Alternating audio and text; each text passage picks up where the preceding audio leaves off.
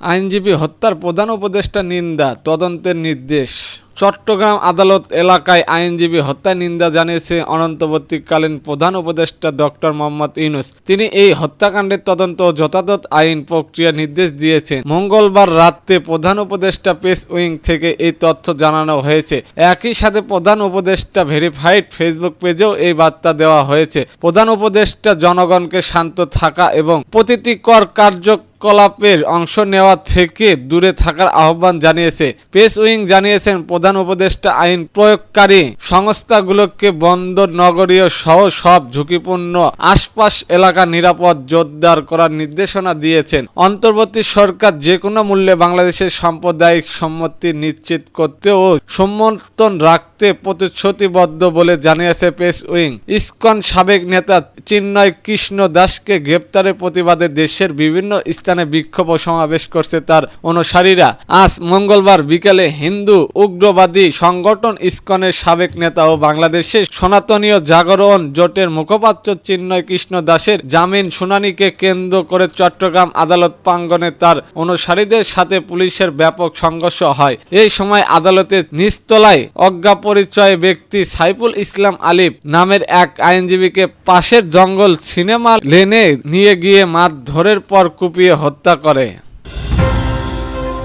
এদিকে চিন্ময় দাসের গ্রেপ্তার নিয়ে বিতর্ক তথ্য ছড়াচ্ছে ভারত, বলেছেন পররাষ্ট্র মন্ত্রণালয়। বাংলাদেশে সমালোচিত সনাতনীয় জাগরণ জোটের মুখপাত্র চট্টগ্রাম হাটহাজারী পৌগরিক ধামের সাবেক অধ্যাপক চিন্ময় কৃষ্ণ দাসের গ্রেপ্তার নিয়ে ভারত বিতর্ক তথ্য ছড়াচ্ছে বলে জানিয়েছেন পররাষ্ট্র মন্ত্রণালয়। চিন্ময় দাসকে নিয়ে মঙ্গলবার ভারতের পররাষ্ট্র মন্ত্রণালয় বিতর্কিত পরিপ্রেক্ষিতে রাতে এক বিবৃতিতে এ তথ্য জানায় বাংলাদেশের পররাষ্ট্র মন্ত্রণালয়। এতে বলা হয়, মঙ্গলবার ভারতের পররাষ্ট্র মন্ত্রণালয় বাংলাদেশের আভ্যন্তরীণ বিষয়ে যে বিবৃতি দিয়েছে তা সরকারের দৃষ্টিগোচর হয়েছে।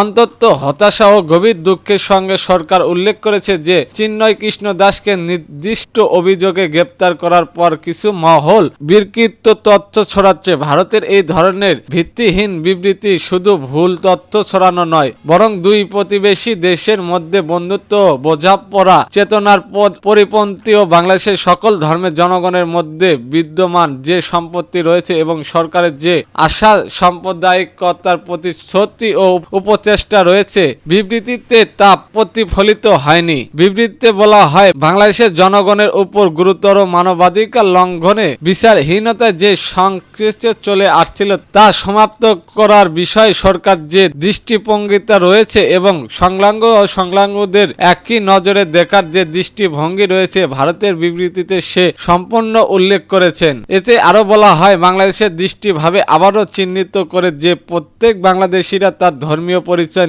নির্বিশেষে নিজ নিজ ধর্মীয় আচার অনুষ্ঠান প্রতিষ্ঠান বজায় রাখা বা পালন করা বা বাধা ছাড়াই মতামত প্রকাশ করার অধিকার রয়েছে। সকল নাগরিককে বিশেষ করে ধর্মীয় সংখ্যালঘুদের নিরাপদ নিশ্চিত করা বাংলাদেশ সরকারের একটি দায়িত্ব।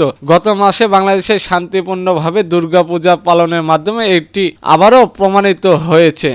এতক্ষণ আমাদের সাথে থাকার জন্য ধন্যবাদ।